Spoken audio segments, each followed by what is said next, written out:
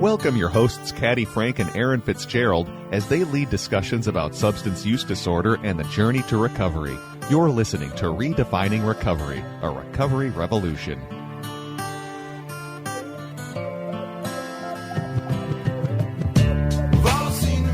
Well, good morning. Here we are at Redefining Recovery, a recovery revolution. And I have an extra special co-host today. Aaron is off doing things, taking care of self. So I would like to introduce Miss Aaron Fitzgerald. You're not Aaron Fitzgerald. No, I'm not. No. This is Sarah Kemp. Sarah Kemp, would you like to say hello to the folks? Hello, everybody. Oh, look at that. She's got such a radio voice. Oh, she's so excited. I am very excited. Yes. So we are here representing Minnesota Recovery Connection. As I said, this is Redefining Recovery, a recovery revolution. And without Miss Erin today, I am missing our list of incredible donors that we have. So I want to thank all of our donors. I will make sure to have my own list the next time. But all of you out there in radio land and listening land, I want to thank you for all of your kind donations. So we're going to start off the show like we always do. And I'm going to ask Sarah, what is right with you today? What is right with me today is I got a good night's sleep for the first time in what I feel like is forever. You had like a whole 4 days off. I know, what are you talking about, girl? Last night we went to my boyfriend's store and we sat in a hot tub last night. Oh. So every stress molecule left your body, right? Yes, and that's why we did it. And then I slept real well. Wow. Yes. Good on you. Yes. I think one of the last times I was on, I had gotten a really good night's sleep. And there's nothing like it. No. It just all of a sudden replenished. Yeah, and the cats left me alone. And they slept with my boyfriend. So, I mean, it was a great night for me. Well, Sarah and I are cat people. So sure am. All of you out there in listening land, if you're cat people, you know that they can both be wonderful and a bit much when you're trying to sleep. A bit annoying. And my cat likes to eat my hair. Okay. So this is a problem. Yes. So, Caddy, what's right with you today? Let's see. Last night, I belonged to our recovery community, but I also belong to my neighborhood association. I used to be on the board. I'm not on the board. Now they're sort of giving me the wink eye that I should come back on the board. And I'm like, I don't know, maybe. But I did root beer floats at Painter Park for Lindale Neighborhood Association. So I got to greet many a neighbor and scoop up vanilla ice cream. Well, that sounds like a good night, though. It really was. It was nice to see a lot of neighbors. It was nice to they were having a movie night. They're playing I can't remember the movie. I got nothing. So what's nice about it is that, number one, I get to be around people that get to see neighbors, and then found out from the executive director at Lindale Neighborhood Association, her name is Sammy, that we're like one of the best in the Twin Cities. Oh, wow. Yeah, like the best neighborhood. We've got like a couple events a month, and some places don't. So casting no shame on other neighborhood associations, but it's really fun to be part of a neighborhood association that really involves the neighborhood. Oh, that's cool. Yeah, so it was kind of fun. Because I don't hear about a lot of neighborhoods doing anything together. Yeah, and it takes a lot of work, and what has happened is that our neighborhood association's been around for a very long time, just like our organization, Minnesota Recovery Connection. So when you've been around a long time, there are some higher expectations. Oh, sure. And it's kind of hard sometimes to fill them all, but we do our very best. So, Sarah, what do you do at Minnesota Recovery Connection? Oh, I do a lot. Let's see. I am one of the program directors. I run the volunteer program. I supervise the recovery navigators and heading home navigators from AmeriCorps. I help plan our Walk for Recovery, which is September 21st, 10 to 3 at the state capitol. Plug going on there. Presented by New Way Alliance. Yes, presented by New Way Alliance. Yes, we'll give them. And many other sponsors that are coming to the table. And many other sponsors that are coming in. Let's see, I know, isn't it hard sometimes? I feel like I know what I do, but at the same time, I do a lot that I don't remember at all. Yeah. So So you support. So you talked about the AmeriCorps members. So AmeriCorps is a large organization, as some people out there might know. Math Corps, Reading Corps, Habitat for Humanity, all those major names that you might see in school systems or educational systems. And I think Math and Reading Corps have been around the longest. Yeah. Recovery Corps is a newer. Well, they came, I can tell you when they came in, because we at Minnesota Recovery Connection, we did the first group, which Justin McNeil at Begin Anew was part of. And John DeCrum, she was one of the first ones as well. Neither of which those people work for our organization any longer, but they are the founding individuals for Recovery Corps, which is something that AmeriCorps realized that we need to have this extra, I call it limb or leg or umbrella spoke off of the AmeriCorps umbrella that serves the recovery community. And MRC was the first organization that had them, and it has been widely distributed throughout the United States now, mainly in the Midwest. I don't know about the I think coast. Virginia has. Yeah, Virginia, Wisconsin, Illinois. I want to say. Yeah, so it's really an amazing program that a lot of recovery community organizations get to benefit from, because we as an organization at Minnesota Recovery Connection get people who work for us but get paid and benefits through the AmeriCorps program. And it gives people a real opportunity to kind of learn some skills, which you've been able to help with. Yes, and it also gives them a chance to see if they want to even work in the recovery community, because a lot of people I've seen in the recovery community want to give back to the community that has given to them when they needed it.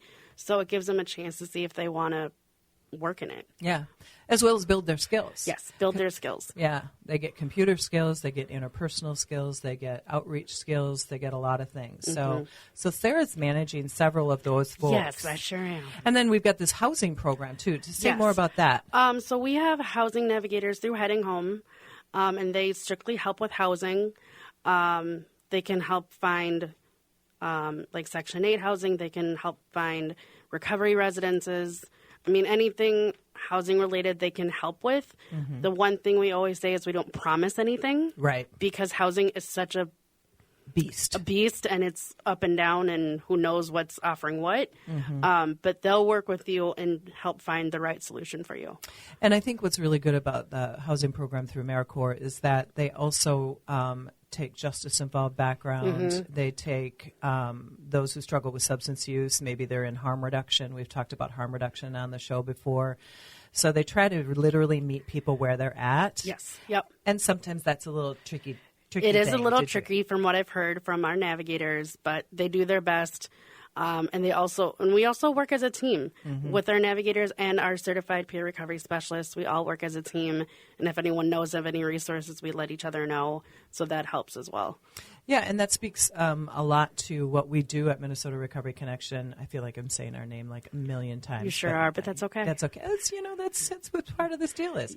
But what's cool about certified peer recovery specialists, what we do is we help people navigate their recovery and move through that space. And a lot of people need a lot of different things. And one of the things that we'll always talk about is the many different spaces that recovery lands. It lands in families, it lands in individuals, it lands on different needs that take place. Anywhere that I can, it will. Yeah, and I think sometimes people have this brain space that, if you just go to treatment, it's all going to be better, and life will just... No. Look, that is not true. You should see this wonderful human's face. So when we come back, we're going to be taking a break real soon. What I want to do is I want Sarah to talk about her journey in recovery. You now know what she does at Minnesota Recovery Connection, and this is where she's landed now, and she's... I very regularly make her put on her big girl pants. She sure does. And what she'll do is talk about her substance use disorder, where she landed, where she's going, and where she is right now, and who knows what the future brings. So, exactly. Thank you, Sarah. You're welcome. We will be back in a few seconds. Have a great little breaky poo, and we'll see you soon.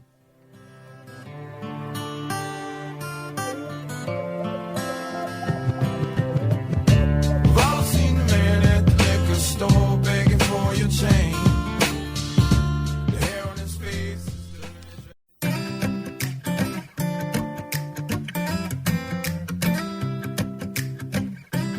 Well, good day, good day, good day. We're back. Yay!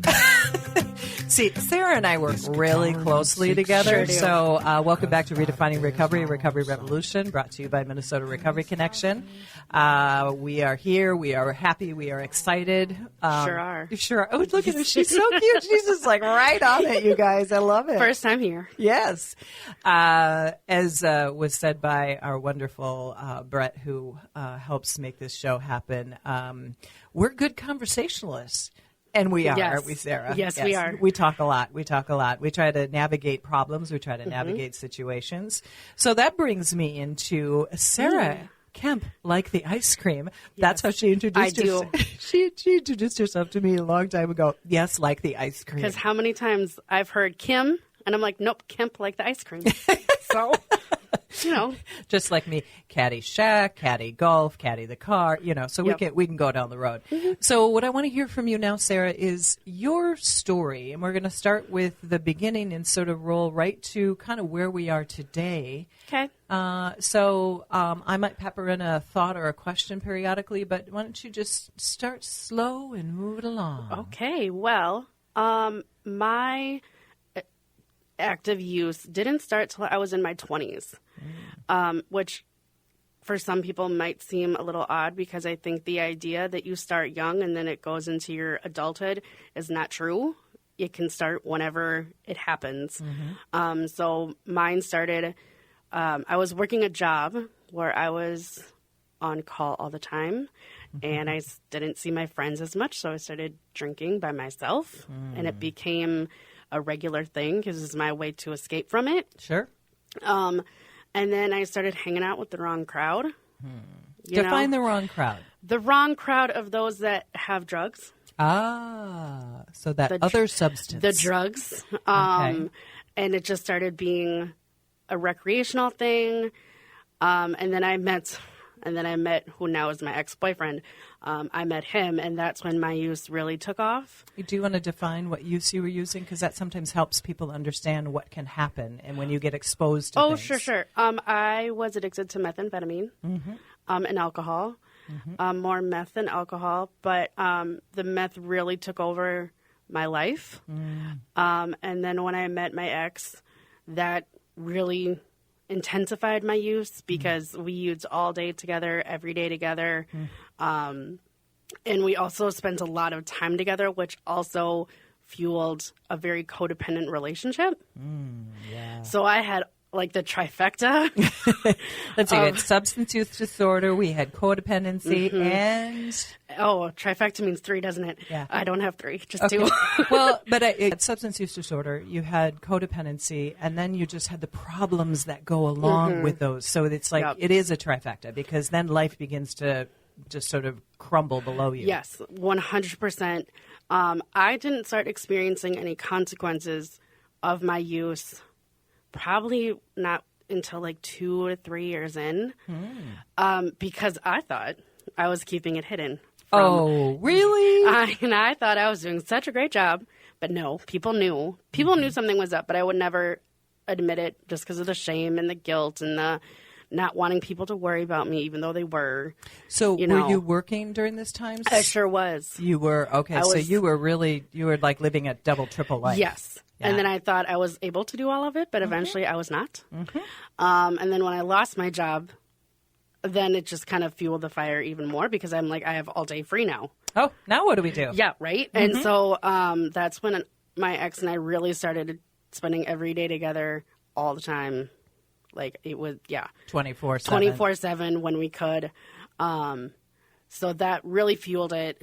And then we started cohabitating, I should say, not living, but cohabitating together. And that just made it worse because he knew all the people, he had all the connects. And so we would hang out with people all the time that had it. It being meth. Meth, sorry, yes.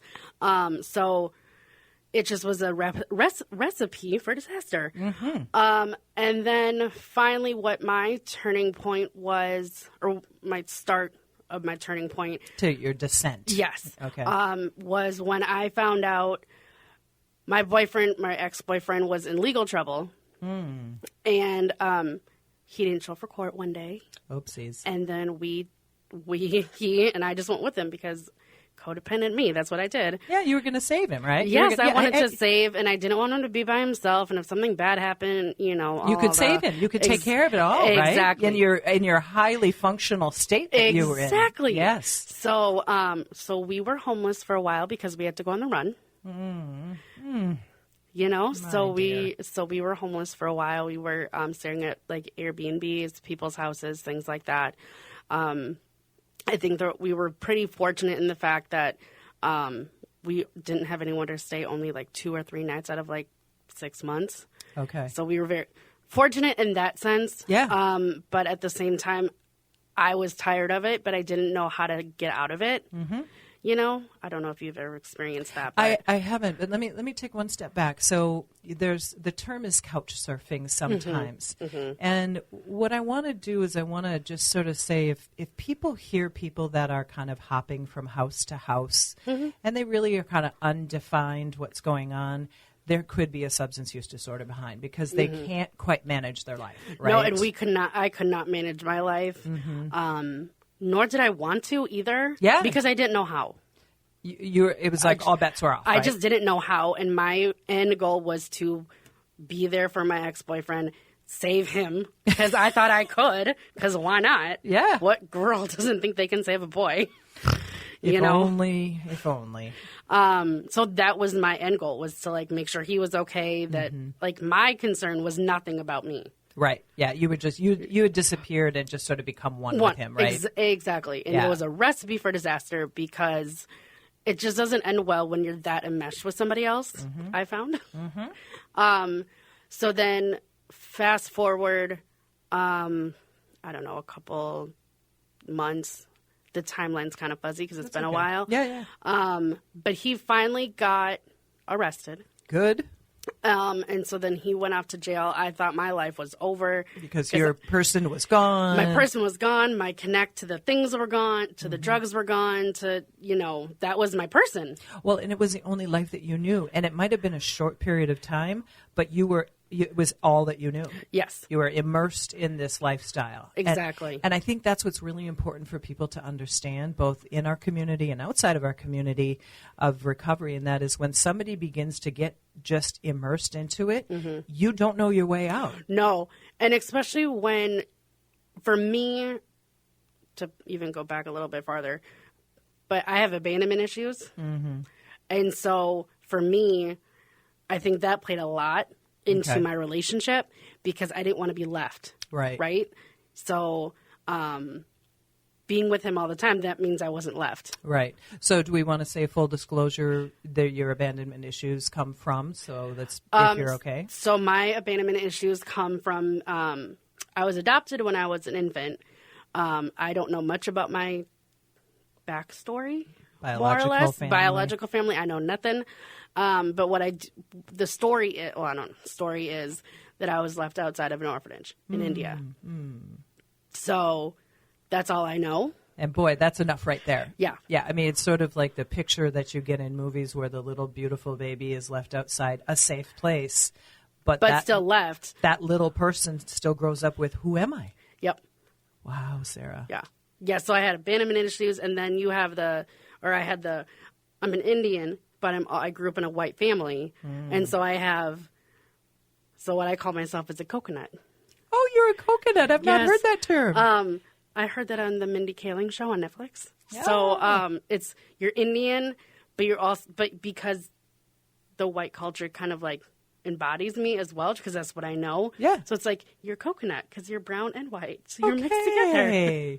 And we want to clarify, we're saying Indian from India, yes, not Native American. Yes, I just want to make sure that clarification is there because sometimes people can mix that up. And oh, sure, yeah. I just want to make sure we're clear. Yes. I'm coconut, but you're so beautiful. I love all of your colors that you have and you wear. Well, thank you. So lost my train of thought. That's okay. Okay, so my ex-boyfriend finally got arrested. I thought my life was over. More or less, I had his phone, so I still could connect with him. Connect with him and connect with people. Ah, the people that had the things that you like. Exactly. But then me thinking that drug dealers were friends. That was my downfall, honestly, because I thought, well, they're my friend because they're, so I'm not and my ex was like, they're not your friends. They're there to get your money and that's it. And I'm like, but they're my friends.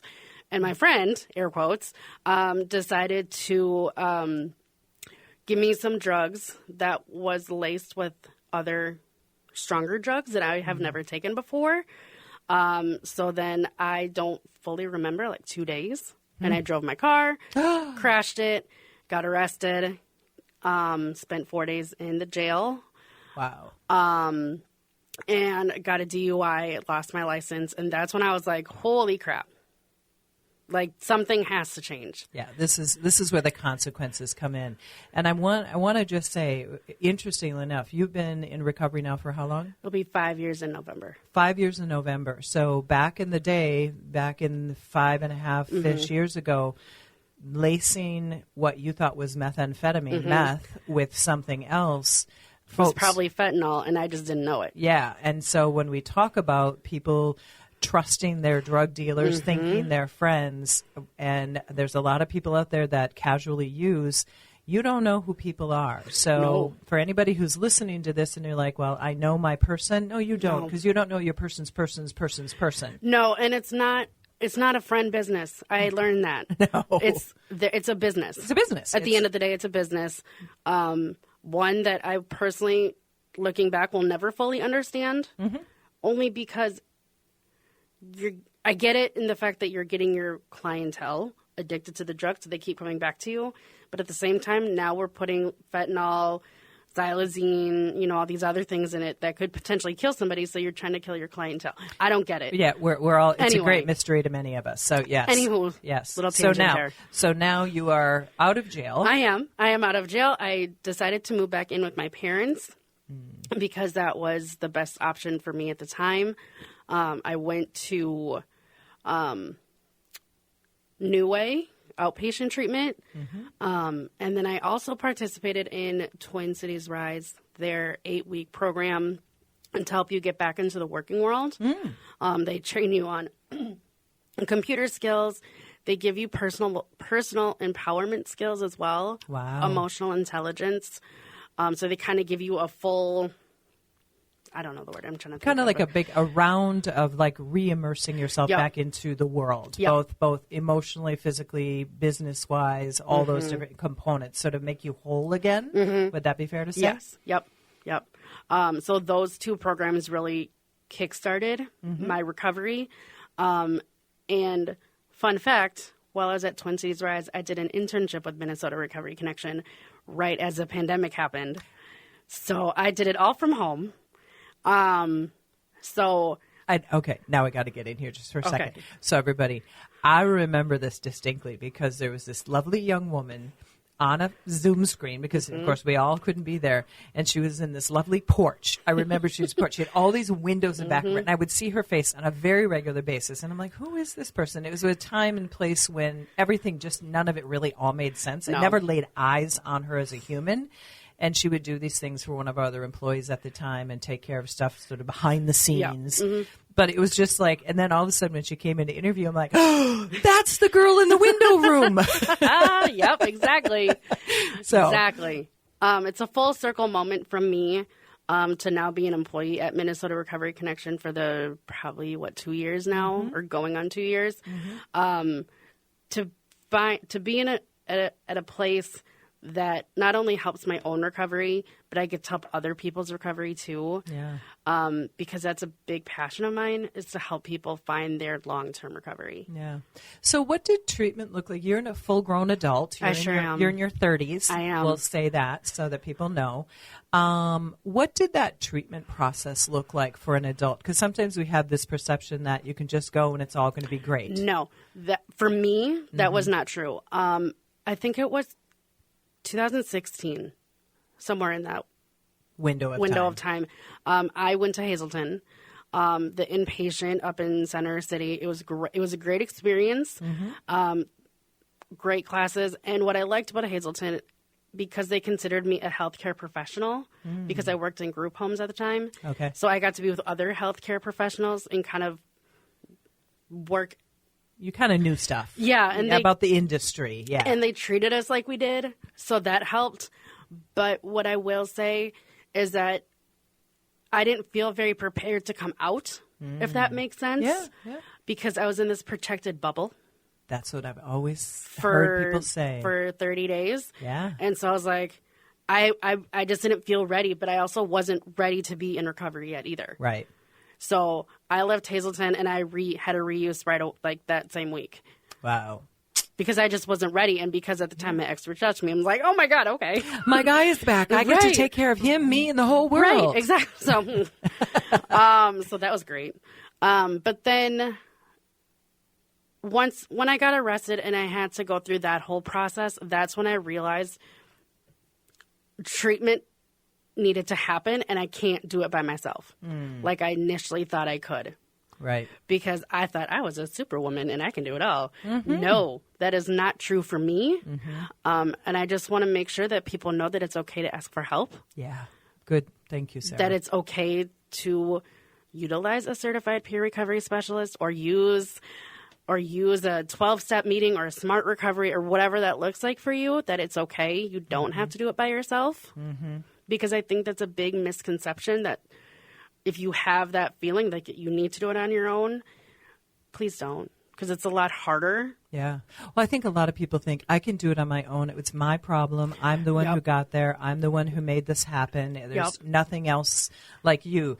You didn't realize it was the boyfriend. You didn't realize it was the abandonment. You didn't realize it was maybe some things that, were in your family unit, even though your family is lovely. But, there's always stuff. But it's all my stuff, so nobody needs to know. Right. I can do it all myself. Exactly. No.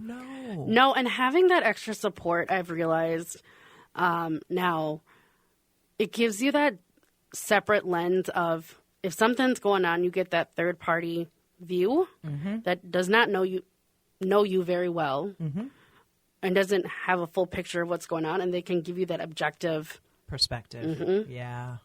And that can help a lot. Yeah. And especially what I've seen from Alicia, who I think has been on the show before. Yeah, back in the beginning, yes. Yep.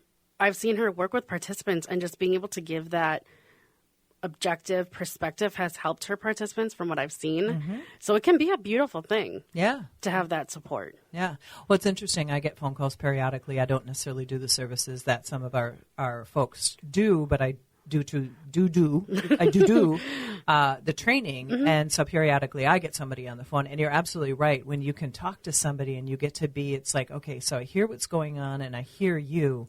And then what else is going on? Because I get the phone calls about it's my somebody who's got a problem many times. And so I'm like, so tell me more about this person and what's your role? Oh, let's pull these two together, because there's generally something between the humans that are not getting along, but the substance they think is the only thing in the way. It's never just the only thing. No, it's usually something more. And I think that's one of the key components to understand about substance use is that your codependency tied you to this person who was not healthy for you. We were not healthy for each other. Right. And we just didn't want to see it. Yeah. No, blinders on. Yeah, 100%. So you were in a bubble at Hazleton. You were in a bubble with your person at the time. And so it takes breaking out of that bubble, asking for help. It does. And I think, too, if anyone has experienced codependency, being separated. He he went to jail. He did his time. I went to treatment. I did Twin Cities Rise, and I started getting my life back together. I still stayed in contact with him because I still cared, but I was trying to get myself better. And I think I did because I'm almost 5 years. But I think being able to have that landing spot at my parents' house really helped. Yep. Safe environment, healthy environment for the most part. It's a little weird going back to your parents' house in your 20s, the early 30s. It's a different dynamic. And also rebuilding that trust is a thing. But we got there. And again, I'm going to keep pointing out these amazing things that you're saying, which is what happens when somebody goes out and has their substance use and really goes down a path that crumbles below them. Their important people in their life, their parents, their siblings, their whoever their important person is, they're just seeing you just cascade, and all they want to do is rescue you. Yep. And then they rescue you a little bit, and then you go off the end again, and then so that trust factor and that, like, can they do it this time? Yep. And that was my biggest thing of wanting to do it on my own originally, because I didn't want to disappoint anybody in case that happens. Yeah. Right? But no, that still didn't work because it still happened. Right. But I think what happened for me and why this last time it finally took for me, because I was ready. Yeah. And I think for me, and maybe for other people, it's you got to be ready for recovery. When you go to treatment or do whatever your pathway to recovery is, you got to want it and you got to be ready. Yep. And I think it's important to also not do it for other people. Yeah. And I think based on what we do at our organization, which is talk to somebody who's been there and done that in many different pathways. Some have been through treatment. Myself never went through treatment, but I went to AA in the beginning because I had Johnny Loss sitting on my shoulders. Yep. I had to abide by some rules. But whatever that journey is you got to step into it, you know, and you have to either want it or you get really good advice around you. Yes. The first or maybe the second time or maybe several times. But the fact is that every time you went to treatment in the beginning at New Way was first. And Hazelton was first. And then I went to River Ridge Women's Treatment, but I failed. You did make it. I did not make it because I was using. Okay. And then I took a break from treatment because I wasn't done yet. Yeah, got it. Sometimes you got to test those waters exactly. again. And then I went to New Way. Okay. New Way 3R. And I tell you, that program, and I think partly my counselor too was really great. And I also started seeing my own therapist as well. I saw her on a weekly basis, so that helped as well. So I think a lot of it, I was just ready. I was just tired of it. Yeah, you get exhausted. So, pointing out again, you went to Hazelton, supposed to be the best in the world, but you said they put you in a bubble, and so you left, and you're like, I ain't ready. I got some tools.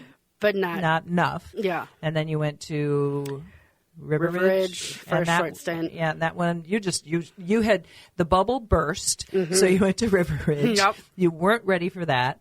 Then you took a little extra time to investigate what was going on. Exactly. And then you found New Way.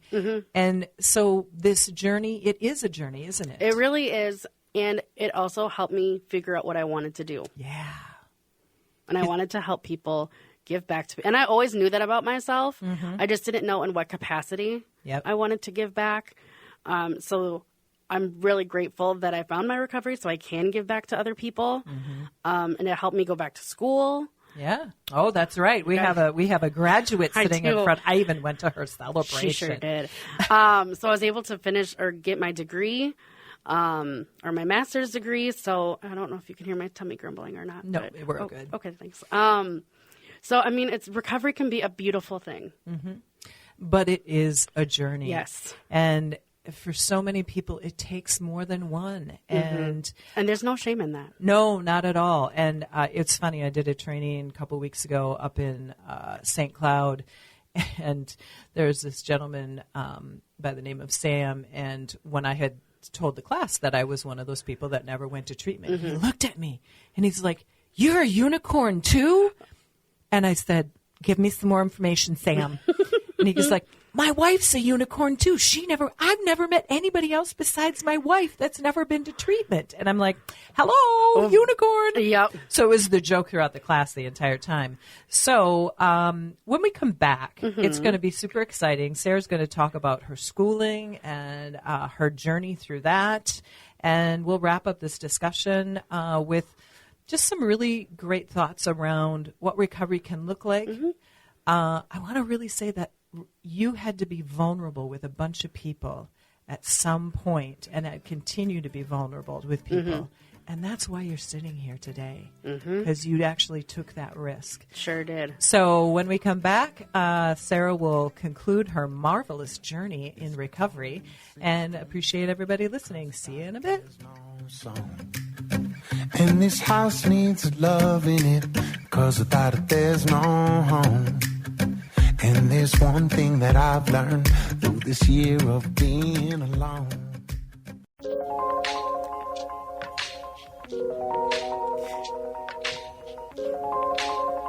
So welcome back. So I cannot remember the name of this band because Aaron always does that cue in, but they will be playing at the Walk for Recovery September 21st at the state capitol. Presented by New Way Alliance. From 10 to 3. So by all means, join us at the walk. We will be food trucks and kids. Tell us everything. There'll be at least 8 or 9 food trucks. There'll be a family fun zone, face painting, a pet zone.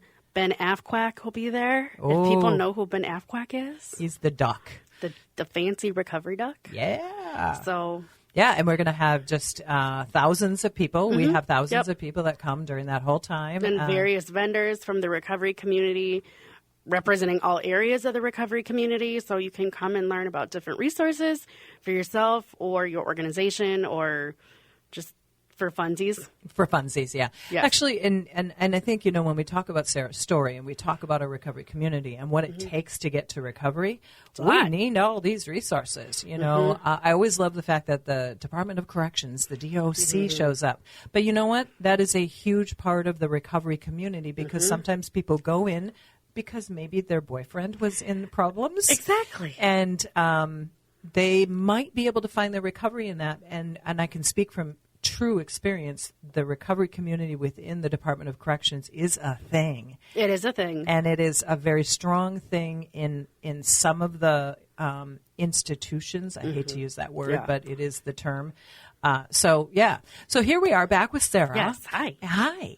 And Sarah has gone through her journey, and now she's living in recovery. Sure am, every day. Every day. And she had probably one of the most stressful years of her life last year. Yes, I did. I finished graduate school. Tell them with what you have. I have a master's in Health and Human Services Administration. My original plan with that was to work in the nursing home, senior living industry world, because that's what I came from before Minnesota Recovery Connection. But now I'm just letting it take me where it takes me. I really love what I do, and I love the people that I work with, and I love giving back to the recovery community. So I'm just letting it unfold. Yeah. And I think, for a woman who's had a few careers, I always talk about being the dinosaur, but it also gives me wisdom, having done many different things, which I've been able to bestow. Yes, you upon have. Sarah Every day. Every day. Well, that really scares the heck out of me. But, what's I think is really great, and that is the recovery community. We know treatments about it very well established. We know things, but we were just talking yesterday about how the recovery movement that changes we're in all the time, and new services and new ways services are given, new communities that are opening up and broadening, or organizations that are opening up, yeah, to help more of the community. Yeah, it's ever evolving, and I think that's where Sarah is at this brilliant part in her professional life. She's now got this incredible degree. She's got, if I do say so myself, excellent experience. She sure does. And an excellent boss. Oh, well, I try. But it's a growth process. And recovery is a growth process. Yes. Either in the early part where you've gone into your substance use, you've had a little clarity, you might go back and test the waters again, then you come back like your journey, and then all of a sudden, ta-da, a full human grows. And then it's now what? Yeah. And what we have to do is we have to guide people along on this journey.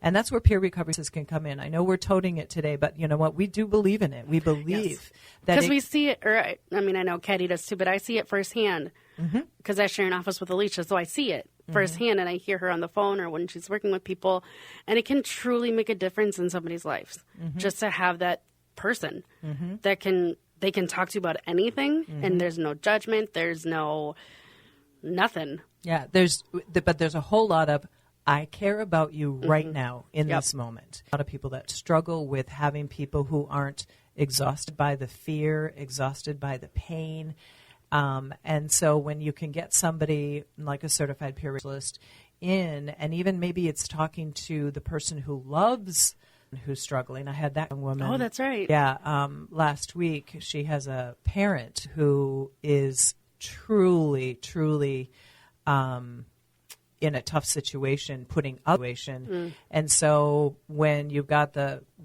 person who's seen all of the drama, Yep. and then you just get exhausted by it, Yep. and so that's where we can come in and say, hey, can you pass that person on to us? They think we're treatment, they think we're jail, they think we're all kinds of stuff, but we're not. No, we're just there to walk alongside you on your journey to recovery, or whatever your journey is. Maybe it's not recovery. Maybe it's just decreasing your use and seeing where that takes you. Who knows what it is, but we're here to support you on it. Mm-hmm. And we will never have any judgment towards anybody. No. Because who are we to judge people? Because Lord knows we've been sticky situations. And the beautiful thing about our staff is that 99%, if not all of us, are in recovery ourselves. Mm-hmm. So we know what it's like to be in that space. Yep. And trying to figure it out. So we get it. Mm-hmm. And so I feel like Minnesota Recovery Connection, or any RCO, Recovery Community Organization, is a great benefit for the recovery community. Yep. I mean, we're a nonprofit in the world of recovery. Its advantages. Sometimes Yes. it has its disadvantages. We won't go into the disadvantages. Are there, and you don't have an agenda? Yep. With somebody changes the perspective. Mm-hmm. And it's like the word of wisdom to people who have people that are struggling with substance use disorder, and that is try not to be that codependent. Because what I've learned is that you can't control other people. You can't control how they feel, how they react. All you can do is control yourself and how you react to situations, how you even just words, because words can play a big part. But care. At the end of the day, if you're with somebody or you have a family member that is struggling, try to remember to take care of yourself. Yeah. Because if you don't, more mad at the human that you want to try to fix, which I say many times you have. You do have the ability to guide somebody, but more all about that compassion that's struggling. I'm sure Sarah agree. Yep. I carry absolute disappointment of myself, and then the disappointment I put on other people. I carry the anger with myself. Yep. You know, all those things we're good on. We still got in the bank back there. Yes. It's in the savings deposit box way in the back of the. Yep. But I feel like we're almost out of time. But I feel like it's important to also name that too when you're feeling that, but also know how to work through it. And the person who is hurting and the person who is helping, remember, you should get your poop together. Yep. You should do this. You should do that. I learned you never should people. You never should people. You could people. But we've already said all those things to ourselves, coming from a place worried about you. I'm worried about where you're at. I care about you. You don't want to even be honest and say, I stay up in the middle of the night because I'm not. This whole idea around the work that we do at our organization, Minnesota Recovery Connection, is about helping people see that they can be okay. Yes. But it takes steps. For some folks. Yeah. A lot of care around people. We are in our last minute. Goodness, that went so fast. I know. She's like, wow, this went fast. I know it did. I want to think coming in, I know this young lady very well, and I'm just so proud of her. Well, thank you. And so, and this was given to me by my boyfriend. She's my work wife. Sure is. Sure is. I think I called her that to her boyfriend, and he's like, "Mother." We share. So thank you, Sarah Kemp, You're the welcome. ice cream, for being here. And all you listeners out there, we want to thank you for listening. Be sure to listen to our show at AM 950. They've got all of our shows there. And any listening podcasts you listen to your shows through, because I never know the right terminology. Apple, Google, YouTube, that thing. So have a wonderful, wonderful day. Thank you for listening. This is Minnesota Recovery Connection, redefining recovery, a recovery. Bye. Bye.